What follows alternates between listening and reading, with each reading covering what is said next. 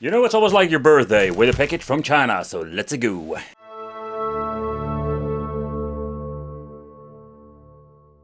Hey guys, welcome back to the channel. It's awesome that you're tuning in.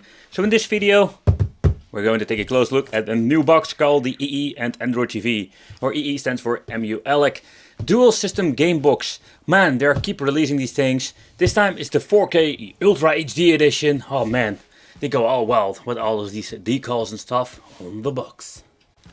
So after reviewing the Super Console League for a very long time, yeah, there are so many of these boxes out there, and I just always find it quite fascinating to see what are we going to get. So this thing looks familiar. It looks like a Super Console League, but it is not like a Super Console League. It's slightly different. It feels already quite heavy compared with the Super Console League. It had this rubber coating. It comes with an on-off switch, stuff like that. But they're called also the Gamebox G7. So you can see like there are a lot of different versions out there. And when it comes to functionalities, it still has two USB ports. It comes with an RJ45, HD, AV out, NTF card, and then we're going to get the input for the 12 volt, or they always say like TF card, but we know what I wanted to say. It's a micro SD card, and this time we're going to get a 128 gigabyte. So I'm curious, what are we going to get with this device, or what can we find in the inside? So inside we're going to get one dongle, and this is the configuration of one dongle and two controllers.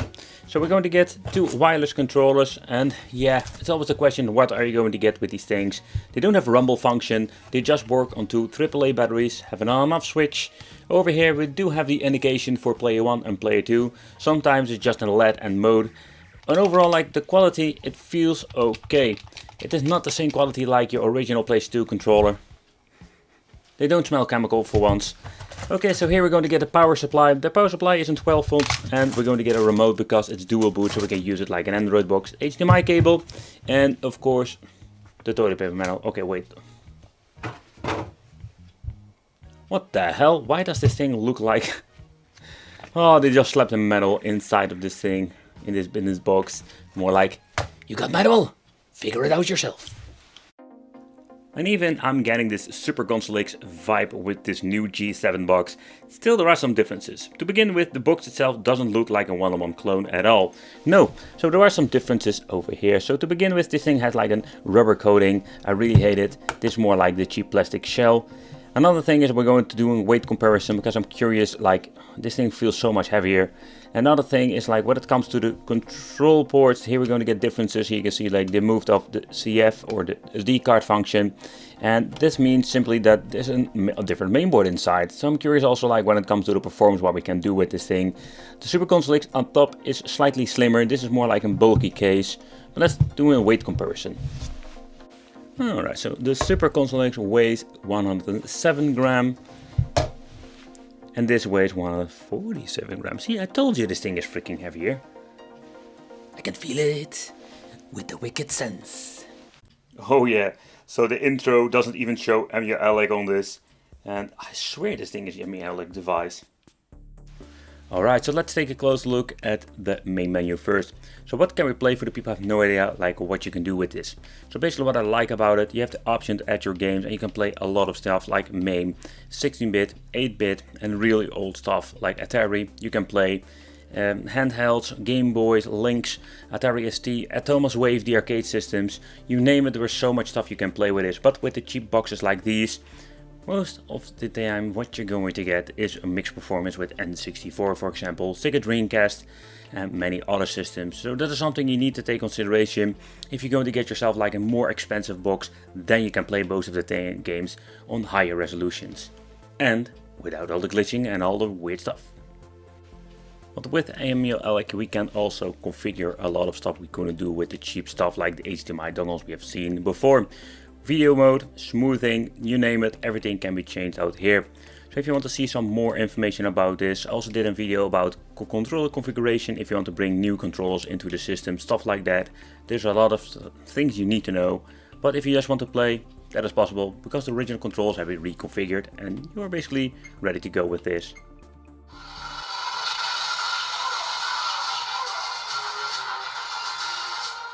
Okay, so the reason I booted up this game is very simple. This is a quite demanding system, and with cheaper boxes you will get some okay gameplay, but you will get a lot of stuttering when it comes to the games like this, because we don't have enough juice to play these games. So already the Atomic Wave is pushing this box to the limit.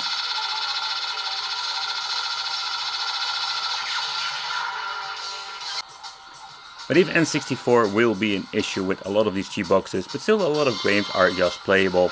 Take consideration, this is a game that will have some struggles sometimes, but in my opinion it's playable.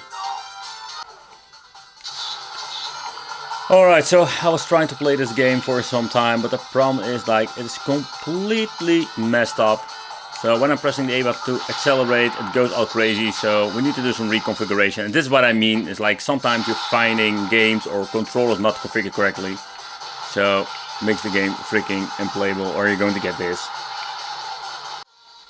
Okay, so let's push this thing to the limit and just see how Sega Dreamcast will run with this game, because this is a quite demanding game. I can hear in the audio that it has issues now. And this is what I mean with cheap boxes. You can just see that it has issues with more demanding games. Take consideration some games, again, like with N64, will run just fine. But for me, this is absolutely unplayable. You can just hear it and see it slow down. Quite annoying. Alright, so next up, let's try a different system. And just for fun to see how this shmup is working. So it's less demanding, it's still quite chaotic, and I'm dying every single freaking second. But here you can see that it's got a very good performance. Alright, so next up let's play PlayStation 1. Oh, still one of my favorite systems to play. And it looks amazing, and I don't think this thing is running on higher resolution than native. But still, it's a lot of fun playing these old school games. I noticed that the button mapping is not correct. A little bit of a bummer in my opinion, so there are like things that you need to fix.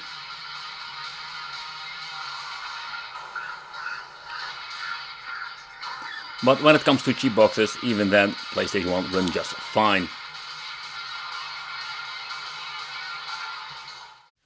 Alright, so let's do a quick teardown, because I am super curious what are we going to get with this box. So the first thing I'm noticing that this thing is not getting really hot if you're using it for quite a long time. I'm using it for a couple of hours.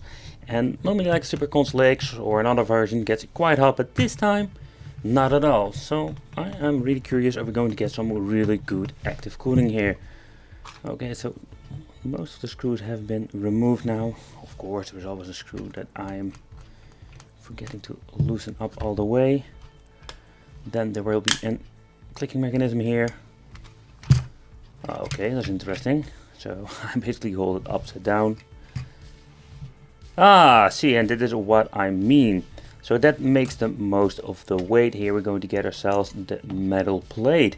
But the weird thing is there is nothing basically connecting this. So it's basically like laying on top here, but does this thing even make any sense? Because even so, you're going to put it in here, this thing will never touch whatsoever. They should like do something that connects it and can transfer the heat.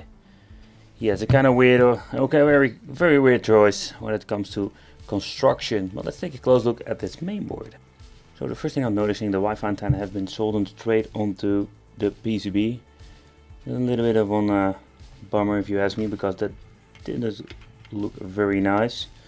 Production date, there is no production date whatsoever on this mainboard. So also there is nothing we can do. There's a QR code over there, but there is not a lot of information. Now, I don't know if I can remove the chip. Most of the time they hot glue this thing freaking on the board, and I think I cannot remove it. So we need to use IDA64 to double check if the specifications are correct.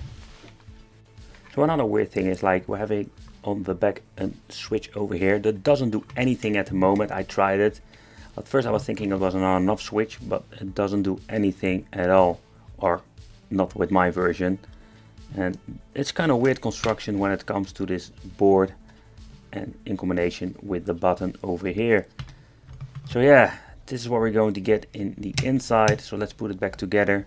Let's get these pieces back, and yeah, let's chit-chat about what I think of it in the end. Well, what do I think of this G7 game box? And overall, I think it's a pretty cool piece of technology, but for the price, we can't complain. To begin with, the controller, yeah, it's a quite okay controller, 7 out of 10 for score, because this controller is absolutely not bad. Like, I have seen my share of chemical shitty control, but this thing, not bad at all. But when you're looking at the game box, at first I was thinking that this is just like a Super Console X, but nope, it is not a Super Console X in many ways. The casing is bigger, thicker, and yeah, they are like adding some extra weight to it, but it doesn't do anything when it comes to the cooling. So performance wise, it's almost the same like the Super Console X in many ways. Yeah, and that's the thing with these boxes. You're not paying a lot for them, and you're not going to get a lot of performance. And overall, for 8-bit, 16-bit stuff, it's okay. Let me know in the comments what you think of this. I want to thank you for watching. Consider subscribing, hit that little bell, become the Wicked family, and I will see you in the next video.